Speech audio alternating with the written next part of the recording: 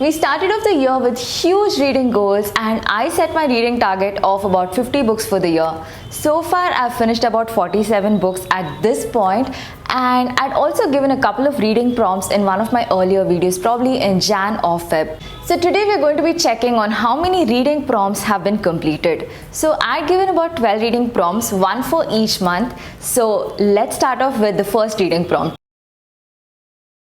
So reading prompts are basically guidelines which help you pick a book of your choice. Okay, so the first prompt that we had was a book with a non-human protagonist.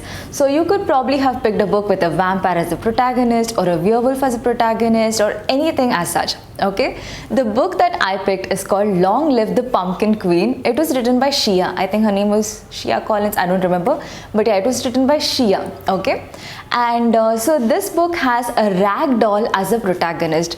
So the rag doll gets married to a skeleton. Okay, so this is based on Tim Burton's Night Before the Christmas. Okay, so in this particular instance, so the rag doll, that is Sally Skellington, she gets married to a husband, to the love of her life. And after all of that, when she moves into Halloween Town, and it is nearing Halloween actually, so all of a sudden everyone is put into a sleeping spell. So because they are put into a sleeping spell, now Sally is the only one who has actually escaped that sleeping spell along with her dog. Okay, her dog is also a ghost-like dog. It's a very cute dog, I mean, as per my imagination at least. And so Sally and the dog, they actually find the villain behind the whole thing.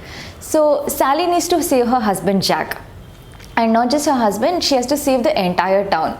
So she is just used to being a rag doll, but now she's the queen of the place, a title that she never really accepted it mentally. Okay, so now she has to take charge of the situation, and what she goes on her adventure to save the people of Halloween Town is what this entire story is about.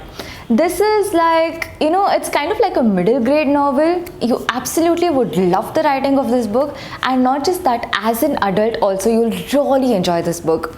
So this is one book that I probably rate about 4 out of 5 stars, and I highly recommend that you read it in case you like all these middle grade novels or anything, you know, with all these Halloweeny kind of stuff. Okay, something very fun, very Halloweeny.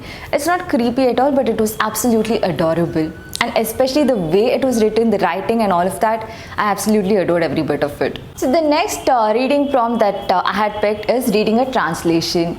So for this I picked Days at the Morisaki Bookshop. The synopsis of Days at the Morisaki Bookshop goes like this. So Takako is actually working a job, and somewhere in her workplace she falls in love with someone. Okay, and all of a sudden she's dumped by her boyfriend, who she thought maybe she would marry someday, but they hadn't really explicitly like stated that they are in a relationship or something like that. And now Takako is heartbroken. So now she moves into her uncle's place, Satoru. She moves there reluctantly, and after she moves there, she discovers a bond between herself and Uncle Satoru, and not just that, she has to take care of a bookshop there that is called as the Morisaki Bookshop. Okay, so she starts working there, and all the things that they kind of like go through there together as an uncle and a niece. So Satoru also had a wife who actually ran away from the house, and so both of them have to confront their problems together. So this is what Days at the Morisaki Bookshop is all about. So the thing is, I understand that this is a widely loved book, but personally it is a book that I didn't really enjoy that much. So I would rate it about 3 stars out of 5, and I may personally not recommend it to anybody else. The third reading prompt that we had picked is a book over 100 years. So this book, I picked the book called The Metamorphosis. It was written by Frank Kafka. So the synopsis of Metamorphosis goes like this. Gregor Samsa is the protagonist of the book, and all of a sudden, overnight, he finds himself turned into a giant insect. And he's not even able to communicate because whatever sounds he makes, it's like insect sounds. Okay, and now not understanding what is actually happening, what happened to him, he has a sister, he has his parents, and all of a sudden the people that he actually loved and worked for, so he wanted to take care of his parents, he wanted to take care of his sister, and they meant the world to him. So now he felt like his world was turned upside down because of this huge change, and his own family, his own loved ones started fearing him. So this book talks about living in isolation, not being understood by people, and I mean, even as I'm saying this, my heart is actually breaking for Gregor Samsa, though it's a fictional story. So all the changes that happened to him, right? The people who kind of like depended on him, finally they actually find it really difficult to put up with him any longer. So the transition of all of this, and how, like, you know, people are there for him if people show up for him, and how his entire life is appended with just one single moment, is what this book is all about. And this is one book that I highly recommend. It's a very sad book, and it is hardly, I think it's about under 100 pages long. So I highly recommend that you read this book, and I would rate this book about 4.75 stars, rounded off to 5 stars. The fourth reading prompt was a book by an Indian female author. So for this book, for this particular reading prompt, I picked up Karna's Wife, the Outcast Queen. So this was written by Kavita Kane, and in this book it talks about Urvi, who was Karna's wife. Okay, so Karna had two wives, one of them was Vrishali and the other one was Urvi. So Urvi's point of view on being Karna's wife, and because as you know, Karna was actually treated very differently because he was not considered a prince, right? Though he was actually a Pandava prince, he was considered a charioteer's son because he didn't know of his, like, you know, lineage. So which is why all the struggles that Karna had to go through, and as a wife of Karna, that is Urvi, like all the things that she had to go through by being his wife is what the story is all about. And Urvi chose Karna out of love, and Urvi was a princess. She was the princess of Pukeya, and she gets married to Karna willingly, knowing the fact that she is actually going to be treated like an outcast, with all the things that come with it.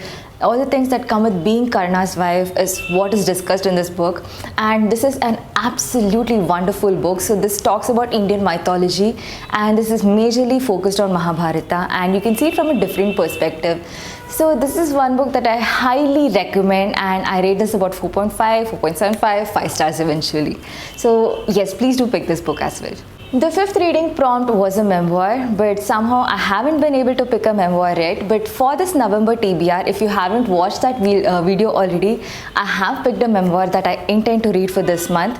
So I'll link that video as well in my description. Please do watch that. The sixth reading prompt is a book with an animal in the key role. So for this book, I picked up The Cat Who Saved Books. This was written by okay, I'll just, like, you know, mention it in the video. So this is again a Japanese translation. So Rintaro Natsuki is the protagonist of the story. He's a 10-year-old boy. So he actually used to run the Natsuki bookshop along with his grandfather, who suddenly passed away. So now Rintaro is left with nothing except the bookshop, and his aunt has come to take him so that she can take care of him and she can be his guardian, and also, you know, take care of his education. So during this time when Rintaro is in despair, a talking cat walks into his life and leads him on 3 different adventures where Rintaro actually has to discover, like, you know, all the things, like, you know, save books from being destroyed. Okay, basically that is what it is all about. And the final adventure is where Rintaro is actually going to take it upon himself all alone. Okay, for this the cat is not going to be accompanying him, and Rintaro has to do it all alone. So this book is kind of like a fun read, a very light read, and I rate this about 3.5 stars, rounded off to 4 stars. So the seventh reading prompt is picking a celebrity book recommendation, and as I'd already mentioned in my earlier video, I'm very fond of Reese Witherspoon's book club recommendations, and I picked one of her book club recommendations. So this one is called The Midnight Feast by Lucy Foley, and it's a thriller. So for this, like, the synopsis of the story goes like this.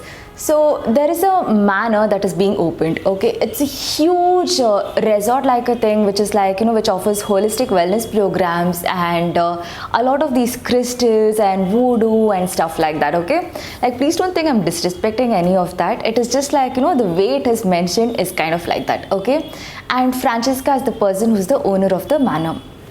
And now this is opening in a village, and that village has a lot of folkloric tales attached to it. So now during the opening night of the manor, for the opening night, the manor is filled with reservations and a lot of people have actually come there. So the thing is, along with Francesca, who's like one of the main characters in the story, there are a few other guests who you cannot spot like with naked eye, but you can see that some of them are actually enemies disguised as guests. So what is the conspiracy that looms there in the manor, and will the opening night actually go as planned? So it has a very sinister undertone to it, and though I kind of liked reading it a little bit, I felt that somewhere I felt a little lost while reading it too.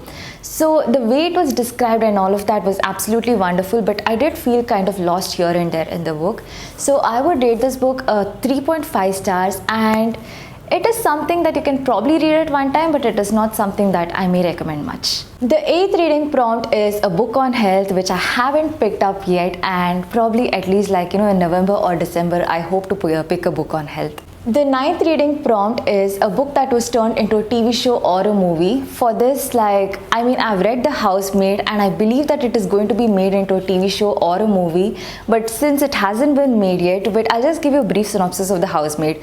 So this is a thriller. So Nina Westchester is a very wealthy woman, and she has a husband and a kid who's a brat, okay? And now I forgot the protagonist's name, so she goes into the house and she's looking for a job, and she gets hired by Nina Westchester. But the thing is, the person who goes into the house asking for a job was actually in prison for certain charges, okay? And now that she goes into the house, she discovers that Nina Westchester is not exactly who she appears to be. She does something and she blames it on the help, and the daughter is also a brat. The husband is the only sweet person there, and she feels like she can believe the husband. But there are strange things happening in the house, and people are not who they seem to be, and this is what the story is about.